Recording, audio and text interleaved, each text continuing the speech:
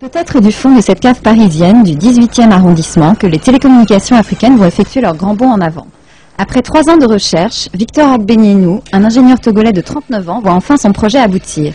De ses années de galère dans son laboratoire de fortune à l'invention du Matloop et du Mawa, Victor en est arrivé à créer le premier concept de communication équitable. Tout mon laboratoire, c'était ma tête, mes mains, c'est tout. C'est vraiment sans argent, sans rien que j'ai pris cette décision. J'ai continué, sans rien. Heureusement qu'il y avait ma femme, j'ai des enfants qu'il fallait nourrir.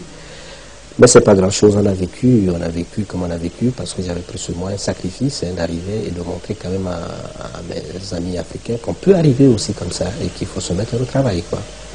Cette invention qui ressemble à un champignon géant s'appelle le Matloop. Cette antenne est l'outil télécom le plus élaboré du moment. Un serveur électronique permettant à la fois de téléphoner, de surfer sur le net et de capter la télévision.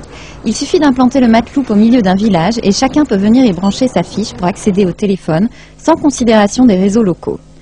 Dans un village, il suffirait de ce petit module dans la cabane d'un individu avec une petite antenne qu'on mettra au-dessus de la cabane et puis c'est tout le village qui est arrosé avec les lignes sans fil qu'on apporte dans le village. En effet, ce système révolutionnaire peut être un atout sérieux pour réduire la fracture numérique nord-sud. Aujourd'hui, les pays du Nord représentent 88% du commerce des équipements télécoms dans le monde.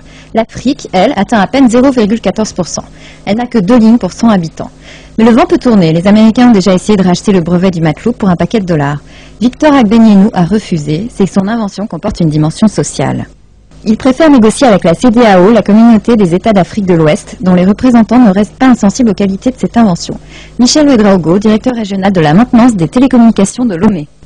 C'est un produit qui a été inventé par un Africain et qui a pour ambition que ce produit soit fait pour les Africains. C'est déjà un étonnement pour moi et lorsque j'ai vu comment le système a été conçu, c'est un système qui est totalement innovateur. En effet, ce système semble parfaitement adapté au terrain africain. Fini les liaisons filaires discontinues, les problèmes de réception et d'isolement. Et puis, K-Technologies est un vecteur d'emploi sans précédent. Victor Agbenienou compte créer des sites pilotes en Afrique où il formera des techniciens et ingénieurs qui pourront eux-mêmes fabriquer le matériel et l'exporter vers les pays du Nord. Victor Agbenienou a déjà testé à plusieurs reprises son invention sur des sites pilotes à Paris. Les accords avec la CEDEAO pourraient lui apporter les $10 millions nécessaires au développement de son projet en Afrique.